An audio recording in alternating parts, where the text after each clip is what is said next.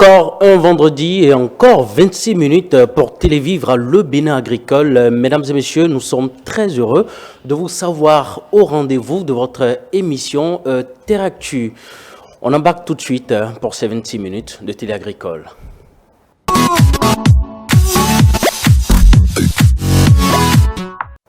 Aujourd'hui, votre émission Terre Actu s'intéresse, n'est-ce pas, à la question des impacts des systèmes de reproduction sur les rendements agricoles pour garantir, bien sûr, la sécurité alimentaire. Et notre invité ici en plateau, mesdames et messieurs, nous avons tapé gros. C'est un expert en système de reproduction des plantes, Dr Eli Assaba. Bonsoir. Bonsoir, Monsieur Kouadeko.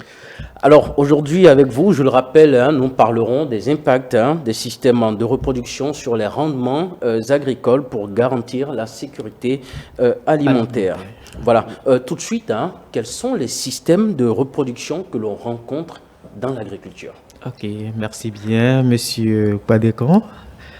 D'entrée en jeu, disons que les systèmes de reproduction sont l'ensemble des processus que les plantes ou les êtres vivants utilisent pour pouvoir se perpétuer.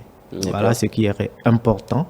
Et au niveau des plantes, on trouve deux types. Donc, il y a la reproduction sexuée et il y a la reproduction asexuée. Parlons ici de reproduction sexuée, c'est pour les plantes végétatives à fleurs. Exemple du maïs et autres, et asexués pour les plantes qui se multiplient par voie végétative, donc par bouture, manioc, patate douce et autres. D'accord. Voilà les deux. Ok. Alors, puisqu'on parle de système de reproduction et de rendement agricole, quelle relation peut-on établir entre ces deux concepts-là? Ok. On peut établir une relation. Et il est important que agriculteurs et tout acteur qui s'implique dans le domaine agricole puissent avoir des notions entre les systèmes de reproduction et les rendements pour pouvoir assurer la sécurité alimentaire. Les systèmes de reproduction, en réalité, influencent sur la qualité des semences. D'accord. Voilà. Et qui dit semences, parle alors, c'est le tout premier maillon. Et qui parle de qualité de semences, prévoit déjà le rendement. Voilà, pour cela que ici ce soir nous avons décidé de parler des systèmes de reproduction parce que ici la reproduction asexuée que nous appelons communément la reproduction végétative stresse à la longue les semences. Et les semences stressées n'arrivent pas à donner leur potentiel dans le temps. Ce qui fait que des fois, les paysans sont à la recherche de nouvelles semences. Voilà, c'est dû à ces effets-là. Ce qu'on veut donc essayer de corriger par d'autres méthodes que nous sommes en train de déployer. D'accord. Oui. Alors, puisqu'on parle des types de semences, on rappelle qu'il y a des semences à multiplication par graines et par bouture. Alors, on aimerait savoir quels sont les avantages et les inconvénients de ces différents modes de reproduction sur les rendements agricoles. Ok, merci bien. Je prends par exemple la reproduction sexuée. D'accord. La reproduction sexuée se fait donc par les semences sont des graines. D'accord. On utilise les graines, maïs, haricots et autres. Mais ici, ce système utilise des systèmes de fécondation. Il faut deux plantes. Les fleurs mâles vont libérer donc les graines de pollen qui vont féconder les fleurs femelles et on aura une graine. Et ici, la graine qui sera pour la prochaine saison agricole utilisée comme semence devient une fusion de deux plantes. Donc ici, on n'a plus la graine du départ. Et là, en ce moment, on est en train de perdre les informations génétiques de départ. Donc, la semence qu'on avait utilisée à la campagne agricole numéro 1 diffère de la graine qu'on va puiser dans notre récolte pour la campagne agricole numéro 2. Et soyons certains que le rendement à la première édition ne sera pas identique au rendement à la seconde édition. D'accord. Voilà ce qui est des systèmes à reproduction sexuée. Quand on prend les systèmes à reproduction végétative où on a parlé des exemples du manioc, de la patate douce qui se fait par voie végétative. Ici, ce qu'on a remarqué, c'est que au cours de la multiplication végétative, les plants sont stressés.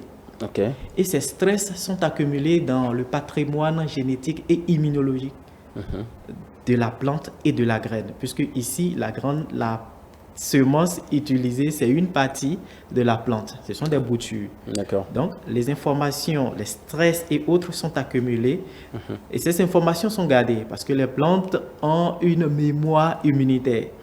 Donc, lorsqu'on utilise les portions de ces plantes stressées comme semences, la semence qu'on a est déjà stressée avant même d'être plantée. Donc, du coup, vous voyez que le rendement déjà prend un coup puisque la semence au départ n'avait pas son potentiel à 100%. D'accord. Donc ne peut pas déployer la vigueur qu'il faut, supporter les aléas climatiques durant le cycle végétal pour pouvoir fournir les rendements qu'on attend. Comme quoi, pour avoir un très bon rendement agricole, il faut quand même avoir des semences qui ne sont pas stressées, des semences de qualité. D'accord. Allez, docteur Eli Assaba, puisqu'on parle Terre-Actu, Terre-Actu c'est également une immersion. Oui. Nous sommes allés en milieu réel, mesdames et messieurs, nous allons en immersion, nous vous amenons, de très belles images et découvrez, puis juste après on se retrouve. Bonsoir à toutes et à tous, mesdames et messieurs, fidèles amis de l'émission Terre-Actu. Nous sommes dans notre rubrique immersion, nous sommes sur le terrain pour davantage en savoir sur les systèmes de reproduction, sur les rendements agricoles, leur impact bien entendu sur les rendements agricoles. Aujourd'hui, nous sommes dans une ferme au niveau du jardin de l'espoir. Docteur Eli Assaba nous accueille. C'est parti. Docteur Eli Assaba, bonjour. Bonjour. Merci de nous recevoir ici. Là, je vous en prie. Alors, comme vous le savez, on va parler de l'impact des systèmes de reproduction sur les rendements agricoles. Aujourd'hui, vous nous accueillez ici, dans ce jardin-là. Qu'est-ce qu'on va découvrir? Ok, merci beaucoup, Monsieur Kwadekon. Nous sommes ici pour montrer l'impact des systèmes de reproduction, donc de façon pratique. Qu'est-ce qu'on remarque au niveau des systèmes de reproduction en milieu réel? Lorsque le paysan choisit mal un système de reproduction, qu'est-ce que cela peut avoir sur son rendement? Exactement. Alors, on commence par quoi? Oui, d'abord, j'aimerais vous dire que nous sommes ici sur un site de production agroécologique. Et ici, vous voyez déjà la technique de culture avec un mélange sur nos planches. Nous avons de la thémésia, du piment, de l'oignon, avec des tournesols pour appeler les abeilles pour l'autopollinisation. D'accord. Ok. Parlant des systèmes de reproduction, ici maintenant, nous allons partir sur la thémésia. La thémésia qui répond aux deux systèmes de reproduction. On peut utiliser les boutures comme les graines. Et ici, on va voir la différence lorsqu'on utilise les boutures ou lorsqu'on utilise les graines sur le rendement. Parce que ici, chez la thémésia, nous avons besoin des feuilles, donc la masse. Ouais. On va directement aller sur cette planche et constater avec moi ces deux plants que vous voyez. Oui. Nous avons ici deux plants d'artémisia qui ont été repiqués à la même date. D'accord. Comme vous pouvez constater déjà... Repiqués, c'est-à-dire mise en terre. Mise en terre, oui. D'accord. À la même date. Okay. Constatez déjà avec moi le rendement, puisque ici c'est les feuilles qui nous intéressent. Oui. En termes de biomasse, vous voyez déjà la différence. Ici c'est la plante qui a été régénérée à partir des graines. Ici c'est la plante prototype d'une plante qui a été régénérée à partir de boutures. D'accord. Donc j'étais en train de vous dire que les plantes ont une mémoire physiologique. Oui. Donc ici cette plante que vous voyez déjà à son âge, vous voyez à peine repiquée 2 semaines, ça a déjà assez de graines. Ça, ce sont des graines. Donc, ça a gardé la mémoire physiologique de la plante mère. C'est le même type d'artémisia. Oui, ce sont les mêmes choses. D'accord. Vous comprenez? Oui. Oh, c'est la biomasse qui intéresse celui qui cultive l'artémisia. Mais parce qu'il a mal choisi son système de reproduction, ici, il n'aura pas d'effet, il n'aura pas de rendement. Exactement. Parce que ici, l'énergie que la plante allait utiliser ici pour produire, pour multiplier ses feuilles, c'est l'énergie là que la plante est en train de donner pour produire ici les graines.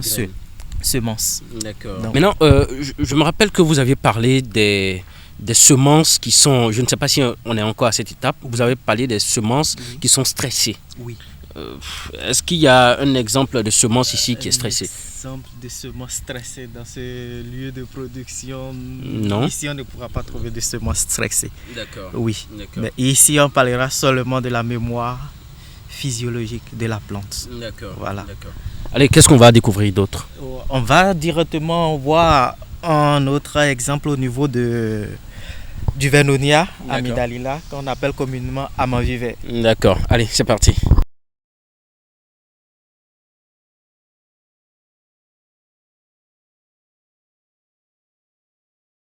Ici aussi, on remarque la même chose. On plante, par exemple, ces deux plants que vous voyez. Et regardez déjà, pour cette plante qui a commencé par fleurir, regardez l'état de ses feuilles. Des petites feuilles vertes. Donc ici, lorsqu'on prend la qualité organoleptique même n'est pas identique à celui de la qualité organoleptique n'est pas identique à celle de cette plante là. D'accord. Oui. Pourtant, c'est la même plante. C'est la même plante transplantée à la même période aussi. Même période. Mais ici, parce que la plante a commencé par fleurir, déjà ses principes, ses qualités organoleptiques sont modifiées. D'accord. À la différence de cette plante qui est encore bien jeune, une plante fraîche qui fournit tout son potentiel au niveau de sa biomasse. D'accord. Ok. Donc ici on cherche le rendement en feuilles pour la commercialisation. Donc lorsque un paysan vient choisir des boutures sur cette plante, au lieu d'utiliser les graines, qu'est-ce qu'il va constater? Il va repiquer sa planche. Mais à peine les feuilles vont apparaître, à peine les boutures vont commencer par régénérer, vous allez voir que ces plants vont commencer par fleurir. Donc on aura des feuilles pareilles à celles-ci. Donc il ne pourra pas avoir le rendement, fait les mêmes bénéfices que celui qui va venir donc prélever des semences sur cette plante-là pour régénérer son champ ou sa parcelle. Voilà un peu les inconvénients sur les systèmes de reproduction. Surtout lorsque nous sommes en reproduction végétative. D'accord. Maintenant, parmi ces deux façons de produire là, c'est-à-dire par graines et de façon végétative, qu'est-ce qui est à même d'être beaucoup plus attaqué par des insectes? Par des insectes. Je veux dire, est-ce que c'est généralement les semences faites avec les graines ou avec par bouture? Ok, merci bien. D'entrée en jeu, j'étais en train de dire que les semences stressées ou les semences qui accumulent les facteurs du temps, voilà, ce sont les semences multipliées de façon végétative. Donc ici, par exemple, si on prend les boutures de cette plante qu'on veut régénérer de façon végétative, qu'est-ce qui va se passer? Tout ce que cette plante a accumulé comme stress, comme virus, ici on ne va pas parler des insectes ravageurs, mais des pathologies, donc les nématodes et autres bactéries du sol qui sont des nuisibles, est accumulé à l'intérieur, donc dans le système immunitaire, si on peut le dire, de la plante.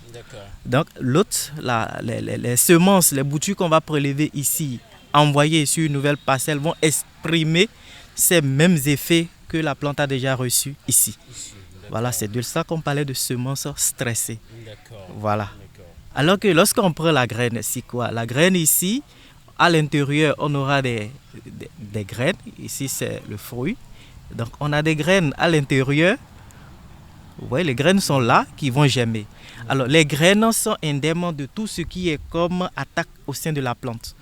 Donc, un peu comme on dit que chez l'animal, les cellules reproductrices ne sont pas infectées. Même chose chez les plantes. Même si la plante est attaquée, les graines ne sont pas contaminées. Donc, lorsque tu reproduis à partir des graines, tu obtiens une plante saine. Un meilleur résultat, puisque ce n'est pas stressé, ce n'est pas malade et puis en pleine vigueur.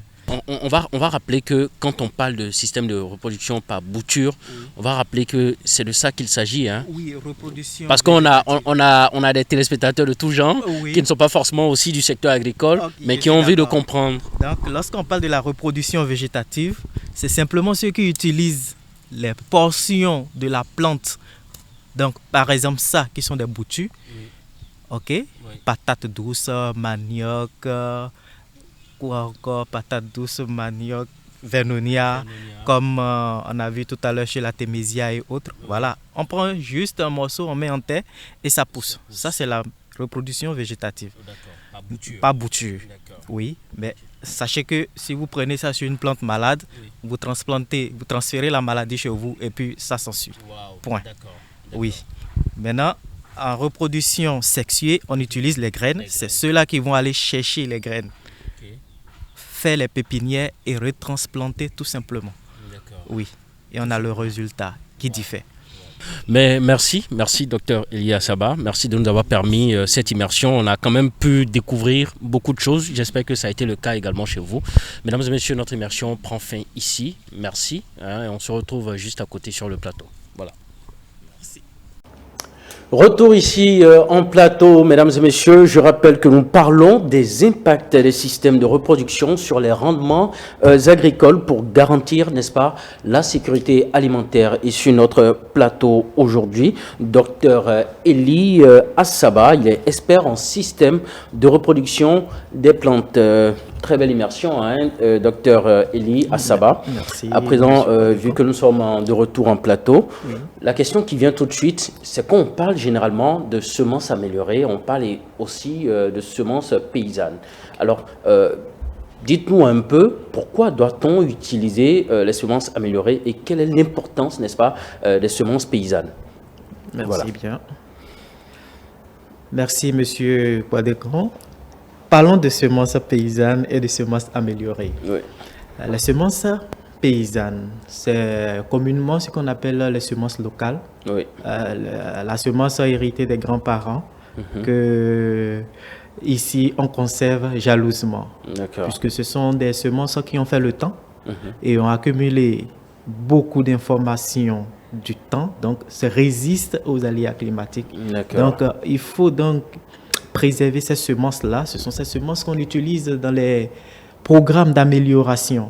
Puisque lorsqu'on commence par travailler pour améliorer, il faut une matière de base. Et cette matière de base, cette semence de base n'est rien d'autre que la semence paysanne où nous partons puiser les informations, soit des résistances aux aléas climatiques ou aux pathogènes et que nous allons essayer de transmettre par les croisements aux meilleures semences que nous avons pu identifier, mais qui ne supportent pas soit les aléas climatiques ou soit ne tolèrent pas les nématodes et autres pathologies. C'est pour cela qu'il est intéressant donc de conserver les semences paysannes. Mais si dès lors on donne quand même toute cette importance-là des semences paysannes, pourquoi est-ce qu'on parle de semences améliorées? De semences améliorées. Voilà. Merci. Un peu comme j'étais en train de dire que les systèmes de reproduction ont d'impact sur les semences. Je vous ai dit que les semences paysannes, ce sont les semences héritées des grands-parents. Exactement. Alors, ces semences ont fait du chemin et au cours de ce temps ont accumulé beaucoup de stress. Beaucoup de stress. Donc, ces semences, bien vrai que c'est en parlant génétiquement, elles détiennent beaucoup d'informations qu'on peut utiliser pour améliorer, mais en parlant de leur vigueur, de leur qualité pour donner leur potentiel, ces semences ont été fragilisées. Voilà. Donc ici, on puise simplement des informations qui nous intéressent pour l'amélioration. Mais ces semences n'ont plus leur potentiel à pouvoir donner les rendements qu'on est en train de rechercher. Puisqu'il faut augmenter les rendements pour pouvoir assurer la sécurité alimentaire. Forcément. On revient maintenant aux semences améliorées. Aux semences améliorées.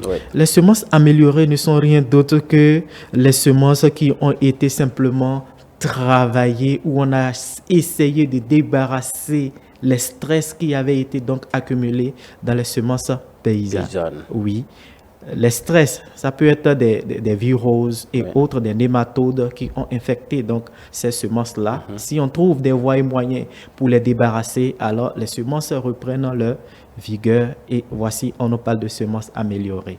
Ici, on va séparer parce que lorsqu'on entend semences améliorées directement en ville, les gens pensent que c'est uniquement les semences certifiées qu'il faut donc aller acheter des semences brevetées et autres. Et le débat qui tourne autour vraiment n'est pas aussi on ne comprend pas forcément, on ne comprend pas forcément les aboutissants.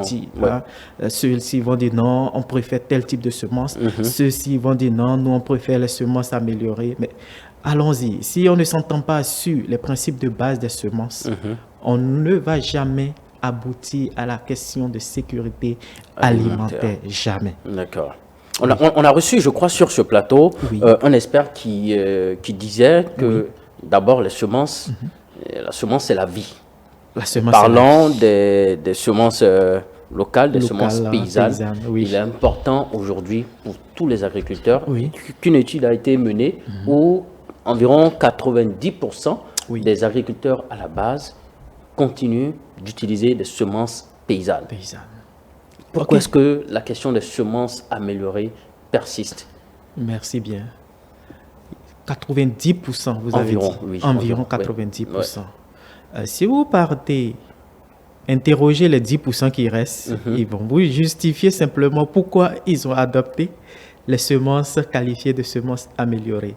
On n'a pas dit de rejeter les semences paysannes, garder les semences paysannes et travailler. Ces paysans pouvaient même essayer de se mettre en groupe, demander à ce qu'ils soient formés à comment améliorer leurs semences. On n'a pas dit forcément d'aller acheter les semences au niveau des firmes. Par exemple, parlons de semences igname. Vous savez que l'igname se multiplie par voie végétative. On utilise les tubercules. Mais on utilise les tubercules, c'est une reproduction végétative qui, au cours du temps, la semence sera stressée, accumuler les stress que nous avons dans l'environnement, les virus et autres. Et l'étude que j'ai eu à mener, j'ai vu qu'au bout de 9 ans, le paysan cherche à abandonner cette semence et va à la recherche d'une nouvelle semence. Mais comment corriger cela? Puisque nous, on a besoin de toujours manger de l'igname pilé. Alors, moi, je suis parti de la reproduction. Pourquoi forcément de l'igname pilé? De l'igname, quand même. Voilà, de l'igname. Oui, en tant que du sang, c'est plus pilé, au fait. Parlons donc de l'amélioration. Bon, cette plante que tout le monde utilise, la reproduction végétative, moi, j'ai dit non. J'utilise la reproduction sexuée. Donc, la plante fleurit et donne des fruits. Et il y a des graines à l'intérieur qui j'aime. Mais on a eu à mener l'étude, je dis, mais dans la nature, les ignames sauvages existent et ces ignames utilisent la reproduction sexuée pour se disséminer. Et ces ignames sauvages sont plus résistants que ce que les paysans cultivent. Je dis, bon, je m'avais emprunté la stratégie de reproduction des ignames sauvages pour l'appliquer aux ignames cultivés, tout simplement. Je suis allé chercher les graines et avec les paysans, on a multiplié et on a obtenu des semences. Et ces semences, lorsque dans son champ, il faisait du 9 tonnes à l'hectare avec ces semences qu'il avait, ce que nous on a développé était à 17,5 tonnes. Maintenant, regardez la différence et parlons de semences améliorées. Il n'a pas acheté. Si avec lui, ce sont des méthodes qui existent. Mais lorsqu'on utilise le terme amélioré, les gens ne cherchent pas à savoir. Ils ne prennent pas le temps pour nous dire, dans ton mot amélioré, qu'est-ce que tu mets là-dedans? Chez eux, ce sont des semences qui viennent de l'Europe, certifiées, brevetées, OGM et autres. Non, ce n'est pas forcément ça. On l'a fait dans le champ avec le producteur et on a eu les résultats. Tel résultat. Voilà. D'accord. Merci de nous avoir quand même permis de davantage comprendre cette question de semences améliorées parce que ça a créé en fait beaucoup de points d'ombre. Et aujourd'hui, je crois que, mesdames et messieurs, nous avons l'information et je suppose la vraie information. Je vous en prie. Allez, pour finir, quelle place de l'agroécologie dans l'amélioration des rendements agricoles? Ok, merci bien. La place de l'agroécologie. Voilà un thème qu'on doit encore retravailler ce concept. Parce qu'il y a beaucoup de polémiques autour. Je m'étais rapproché de ceux qui parlent d'agroécologie. J'ai dit, je suis d'accord avec vous. On a besoin de restaurer les terres. On a besoin donc d'entretenir nos plants de façon écologique. Oui, ils ont tout mis en place. J'ai travaillé avec eux, les biopesticides, les biofertilisants, les composts et autres pour régénérer nos sols qui ont été affaiblis suite aux cultures et autres. Ils ont eu à développer des biopesticides et autres. Tout est bien. Mais ce sont des gens qui ont refusé les semences améliorées. Et j'ai dit non, le combat d'atteindre la sécurité alimentaire par l'agroécologie reste en suspens du fait que vous avez restauré le système qui va donc accueillir la semence, mais vous avez mis une semence qui est déjà fatiguée, stressée. On n'aura pas le rendement. on n'aura pas le rendement. Ok. Sinon, s'ils avaient intégré dans leur système, dans le package appelé agroécologie, la question des semences, travailler les semences pour pouvoir sortir les semences qui s'y prêtent aux conditions actuelles, oh, je vous assure que on était bien parti. Aux conditions actuelles, vous mettez quoi? Les changements climatiques? Oui, les aléas climatiques et autres. Qui D'accord. bouleversent tout, puisque les cycles changent. Oui. On s'apprête maintenant à avoir des semences qui vont pouvoir s'adapter aux périodes hydriques. Voilà. Si on s'attendait, tu t'en vas utiliser une semence qui doit nécessairement avoir 4 mois de saison pluvieuse et que voilà que les saisons se sont limitées à 3 mois ou à 3 mois et demi. Voilà, tu as des soucis de rendement. D'accord. Donc, il faut travailler pour pouvoir sélectionner et associer à cela l'agroécologie. Il faut utiliser aussi maintenant les données climatiques. Ouais. Oui, puisque l'agroécologie est en train d'évoluer maintenant vers l'agriculture intelligente, où on associe aussi les TIC Oui. qui nous informent sur les conditions météorologiques pour l'année avant même de démarrer les cultures. Voilà, ça permet de savoir quel type de semences, quel cycle de culture il faut mettre pour pouvoir escompter un rendement à la fin. D'accord. Allez, on a abordé une question très rapidement, mais je me permets de revenir dessus pour quand même finir. Oui. Est-ce que au Bénin précisément, le système de reproduction en lien avec voilà, nos terres permettent véritablement d'assurer quand même des rendements agricoles significatifs, et atteindre la sécurité alimentaire? Ok, merci bien, M. Kwalekan. Parlons des systèmes de reproduction. Les systèmes de reproduction, si on arrivait donc à maîtriser les systèmes de reproduction en réalité et parfois à coupler les deux types chez les espèces qui s'y prêtent, on allait simplement atteindre la sécurité alimentaire. Puisque je vous ai dit, pas les techniques déployées ou mises en place, développées par l'agroécologie, les questions de restaurer les terres et autres ne nous posent plus de problème. Ok. Ça, c'est déjà réglé. D'accord. Mais ici, c'est la question de semences qu'on utilise, qui est à portée de main du paysan. C'est ce problème maintenant qu'il faut régler. Ok. Puisqu'ils ont mis dans la tête du paysan que les semences améliorées ne sont pas bonnes. D'accord. Donc, ils ont du mal À à s'approprier de ces semences-là. Ouais. Donc, voilà qu'ils utilisent des semences fatiguées.